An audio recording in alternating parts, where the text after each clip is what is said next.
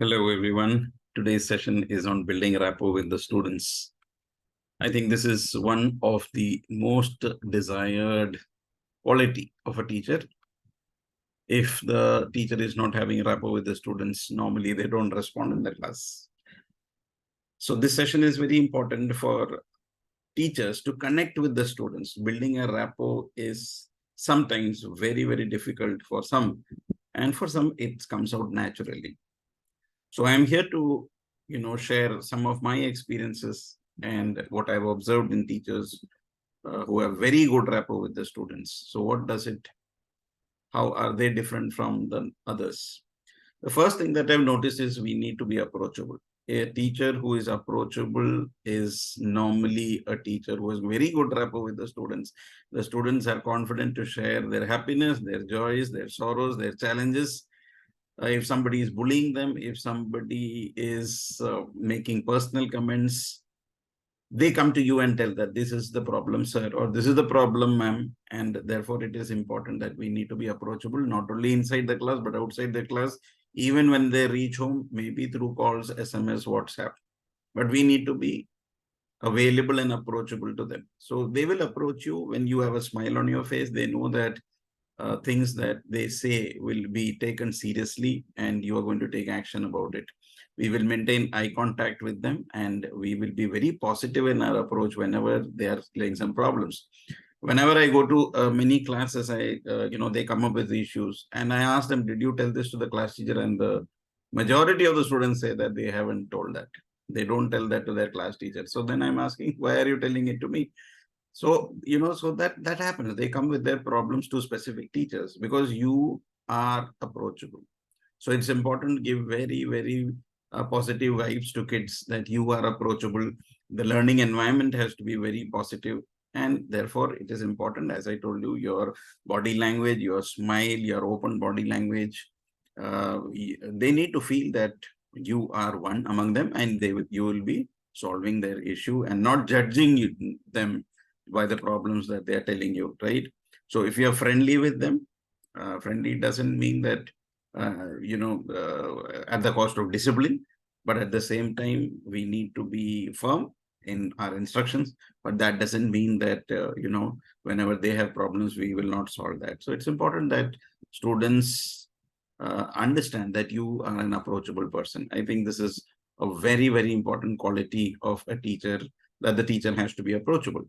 Active listening. Now, whenever we go to a class, we actually have very less time because of the pressure of syllabus, because there are so many activities to be done, so many projects, multiple assessments, so many things has to be done by the teacher when they go into the class. So we don't have actually time to listen to anybody's problem. So the moment a person raises their hand, or somebody comes, you will say, go back and sit down, I'll tell you later, and that later doesn't come.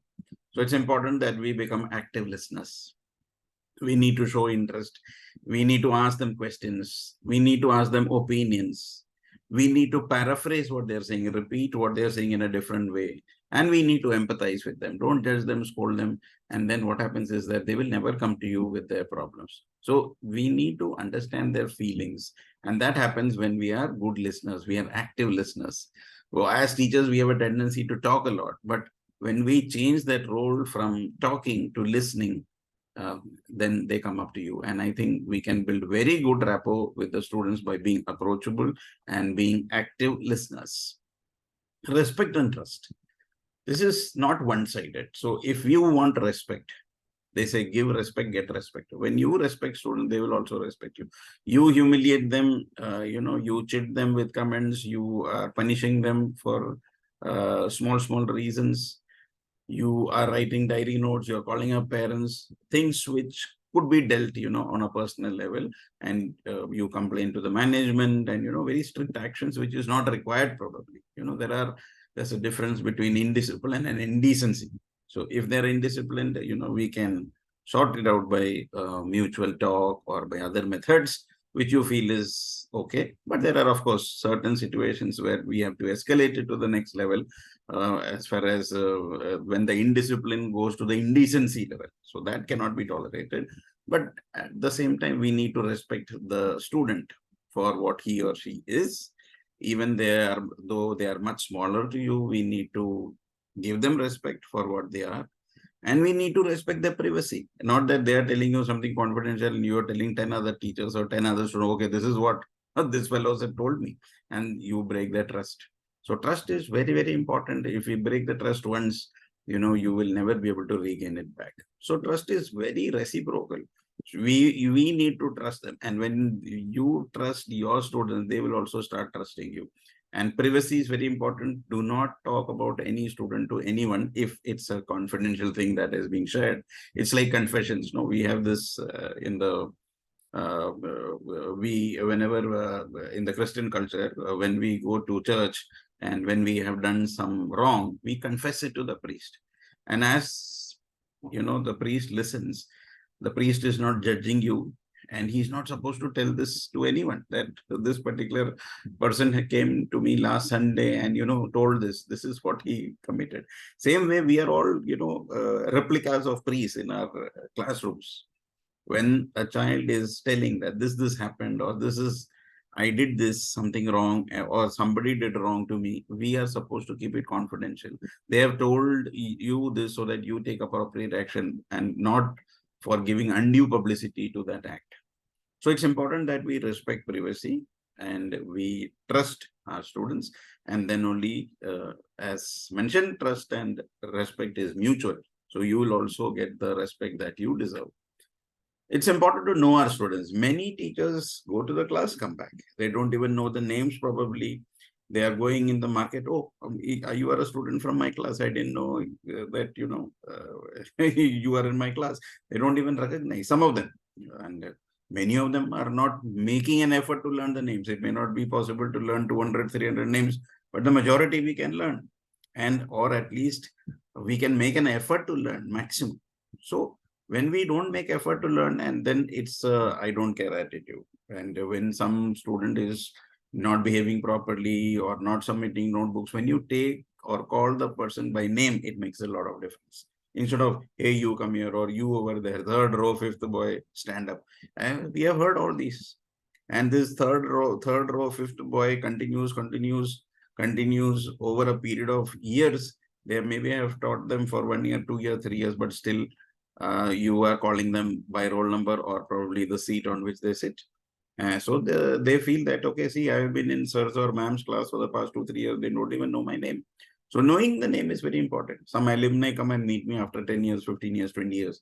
And sir, Pachana, do you remember me? And I said, of course, you are this. And I think you are from this batch. And they get shocked that how is it possible that sir remembers. So all I may not be able to remember, but majority we make an effort. That is called effort. So even when they pass out, we make an effort to track them. We have I've created WhatsApp groups where we keep track of the students, what they are doing in life. We have Facebook pages. So I'm connected with them. So are many other teachers. So when we are connected to our students, we know what they are doing in life. Okay, they have gone married, they have shifted from here to here, so we keep a track. And when they come to school to meet us, okay, you congratulations on your new job, or congratulations you got married, or congratulations for your achievement. And they are very happy that, sir has kept a track of what we are doing. And same way in the class, it's important to know your students thoroughly. What is the background that they're coming from? What are the financial implications in their family? What are the issues in the family? Is there any influence of negative components in their lives? So it's important to know them, because otherwise we'll not be able to treat them properly. We cannot give a proper treatment. Just like the doctor needs those symptoms to prescribe medicines, same way a teacher needs to know the student to deal with the student. We need to understand their backgrounds, the cultural background, the challenges that they are facing. So we need to know the students. We need to know their names. We need to know their behavioral characteristic over a period of past so many years. And that is why anecdotals are created, so that we come to know what happened in the past, right? Be supportive at all costs. Of course, they're much younger. They need support. Even as adults, we need support and praise. So you can imagine when they are small kids, everyone may not be perfect, but at the same time, when you're praising them for the small efforts, however small it is, they are really happy. They are really happy to uh, even you give a good or a star, or you are improving. Those statements make a difference. Those statements make a difference. So when we encourage them, praise them, their achievements, no matter how small it is, they are going to appreciate you as a teacher, and that your rapport with the students increases. You need to be available to them. So I have told my students, whether it is day or night, I'm available for you.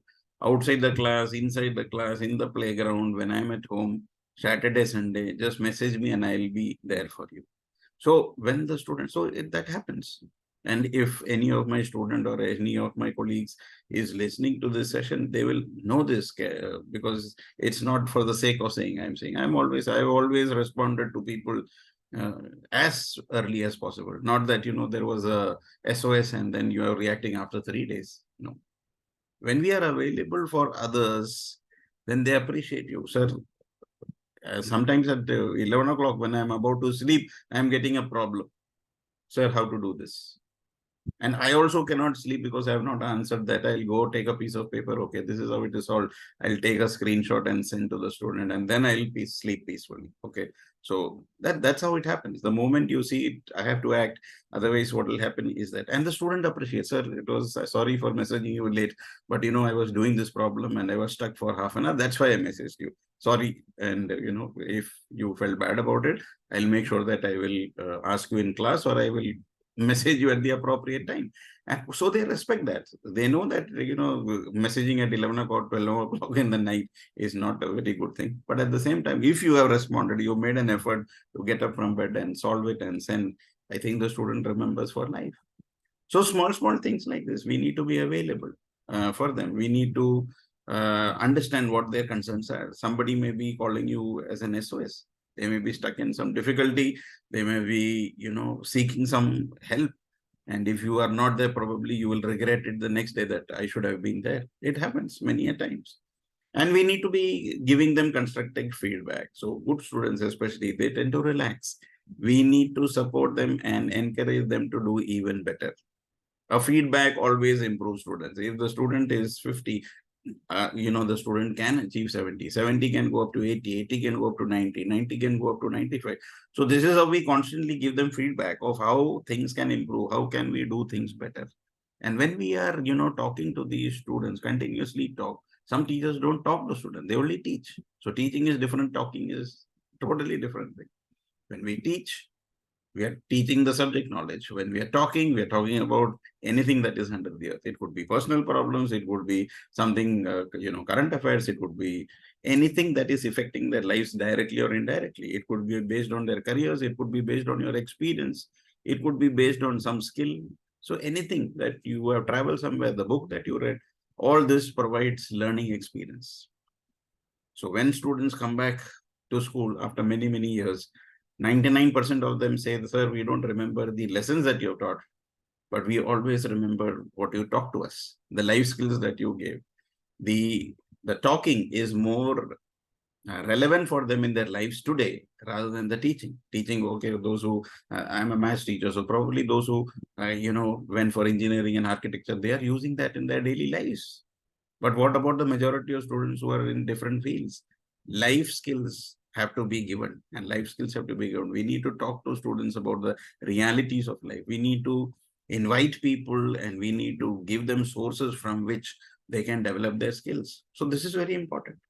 So we need to encourage them. We need to praise them. We need to be available for them. We need to give them feedback.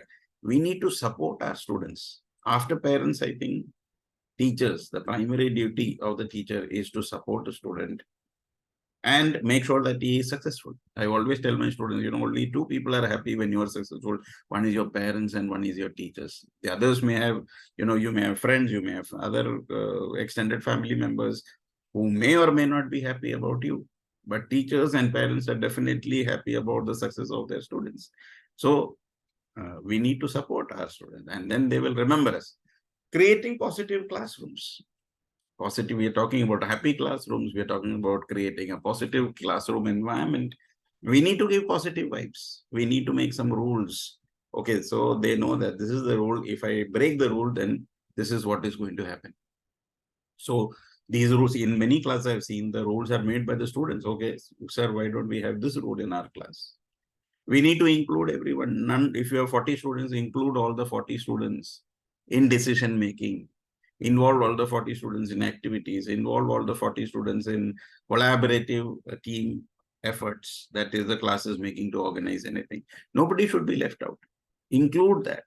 And that student who is normally not included will be grateful for life that this teacher made an effort to include me in this. So, I've seen many students, sir, I was an introvert till class 8, but when I came to class 9, things changed because you gave me the opportunity to do this. And unknowingly, you do these small, small things, and that becomes my own example. I can give up to class 7 and class 8. I had a wonderful teacher who gave me lots of opportunities, and that changed my life. Because when you get opportunities, when you are an average student, when you get and you are coming into prominence, you get a lot of confidence. When you take part in a lot of things, you get confidence, you need exposure, and that basically chisels your personality into something very beautiful. So this is important. If you are just a nobody in the school, you don't talk to anyone, you don't participate in anything, then you are passing the whole 12 or 13 years in school, but nothing comes out in your personality. There are many students like that who study in our schools and they don't do anything. They are just going from one class to the other by getting 33% or even higher marks, but not gained in the literal sense. So this is very important that we need to collaborate and maintain good rapport with all the students of the class, not with a few. Celebrate diversity. They are all coming from different backgrounds, but that doesn't stop us from interacting with students. Whether they are from A, B, C community, religion, gender, all this is immaterial for a teacher. In the classroom, you are like God or a goddess. And God doesn't differentiate between his people. Same way, a teacher is a replica of God, of a parent in the classroom. And they respect you and revere you for that. And when you are celebrating that diversity, when you are giving equal chances to all students, irrespective of caste, creed, religion, community, then they are going to respect you. The sense of justice will always prevail, isn't it? When we are teaching, show enthusiasm for our teaching. And if you're just very dull and going on with something which you have memorized 20 years back, the students are not going to respond anymore. They are in a world of instant gratification. They are in a world where audio-visual rules, not a person who is lecturing in a very boring way. So unless we are enthusiastic, we bring stuff, we bring models, we tell them what is the real life application of stuff, the children are going to brand you as a boring teacher, which can be the worst thing that can happen. Because the moment you step into the school, you will get to know the vibes of the kids. Are they happy seeing you or are they sad? If the students are happy and excited to see you, I think as a teacher, you have made a mark. If they are afraid of you, they don't wish you and they run away from you, then we need to become better. We need to find out our weakness and convert those weaknesses into strength. We need to be enthusiastic about teaching. We need to be passionate about teaching because enthusiasm and passion is contagious.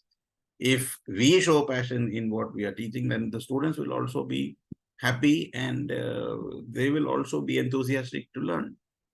And as I said, every topic should be connected to real world. Relevance should be known. If a student comes and asks you what is the use of this, don't say that this is all not used. Everything that is taught will have some use. It could be to increase logic. It could be applied in certain branches of engineering or some branch of architecture or where in metallurgy and rockets. We don't know. There is lots. And with the AI, the advent of Google Bard and ChatGPT, we can get all these information in a few seconds. So if you're not sure of something, please do prepare the lessons and see what you're teaching, where is it relevant in today's times. In the book, they must have written something 50 years back or 20 years back, which may not be relevant today. But artificial intelligence or Google Bard or ChatGPT, which are the new AI tools for the best tools for an educator, can be used to generate so much information that is required. And we can tell so much to the students. Okay, this is the topic. This is how it is applied. And that's how we create this. And this I found is one of the best things that students appreciate, that is humor.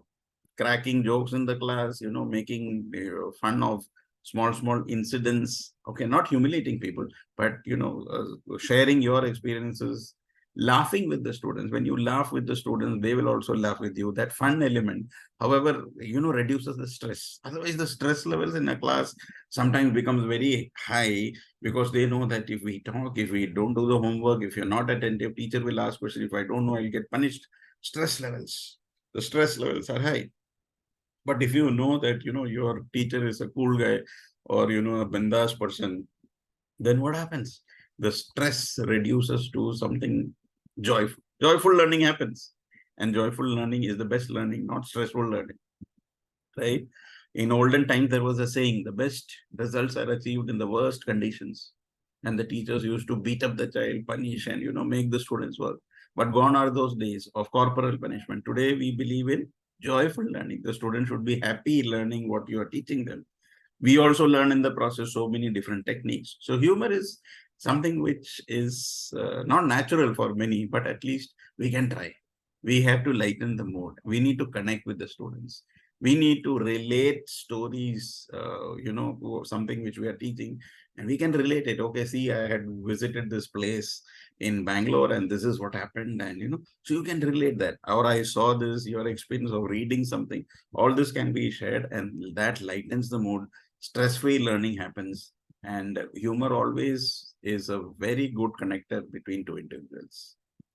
Be fair and consistent. It's important that we are fair. So, for example, in my classes, I say, see, I am known for my justice, whether you are the topper of the class or whether you come last, whether you are the richest boy or the poorest. So for me, everyone is equal. For me, and my students know that I, as a teacher, am respected for my justice. And so what happens is that they accept whatever the punishment is. But if you are saying, okay, I am going to, this is the rule for this boy, this is the rule for this boy. Okay, he is a good student, but, and he is you are already branding them. And then punishment is according to his character that you have decided. Then what happens? You are not consistent and fair. So it's important that we need to be consistent. Rules are meant for all, not for a few privileged individuals who can break away the law.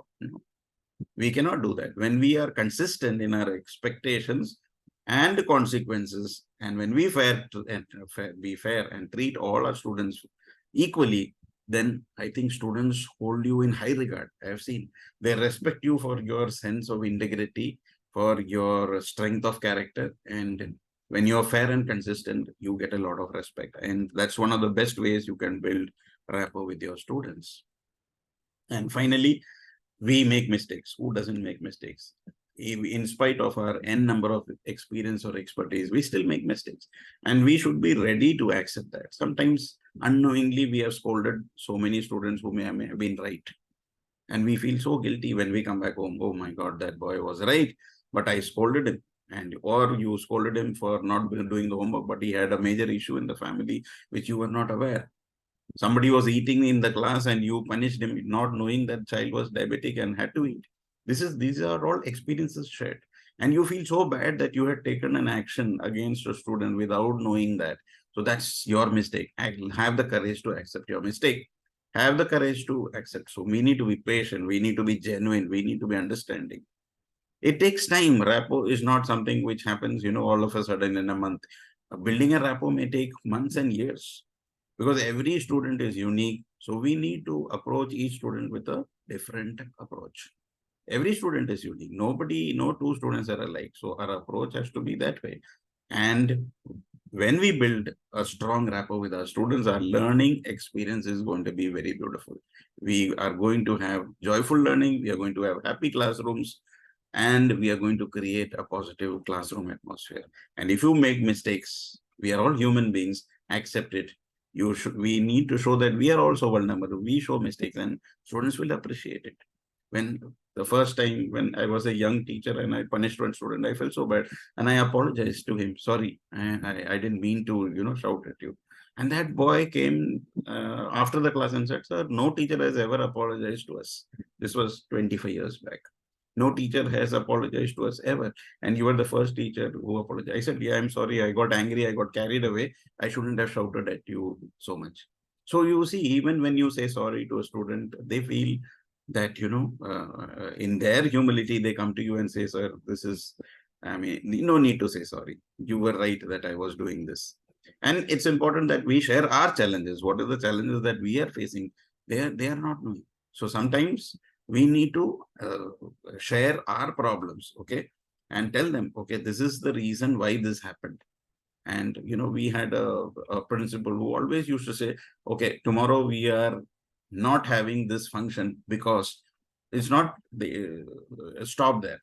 He used to add that this is why it is not happening, because there is a reason that he used to give for every action. So it's important as teachers also. I learned that whenever we say that today we are not going to have games period, some teachers will not go beyond that. Why there is no games period? Because they don't want to give the reason, or they don't know the reason, or they don't want to tell the reason. We need to tell the students, because especially when we're dealing with senior students, if we explain to them the reason, then they are more, they willingly accept that. So it's important that we go out of our cocoon, out of our comfort zones, and change a little bit. And I think the classroom then becomes a more beautiful place. If we make mistakes, have the courage to admit it, share challenges with the students, and always build a rapport with the students so that the classroom becomes happy for you and for your students. Thank you. And I hope the session was useful and you're going to implement or start building very good rapport with your students if you're not already doing. I think the majority of you are doing wonderful work, and I will encourage you to do it very often, every day if possible. And those who have not yet started the process, I think it's high time that we change ourselves and start building rapport and good relationship with our students. Thank you, and have a nice day and have a nice year ahead. And I wish you all the best in your teaching profession. Thank you.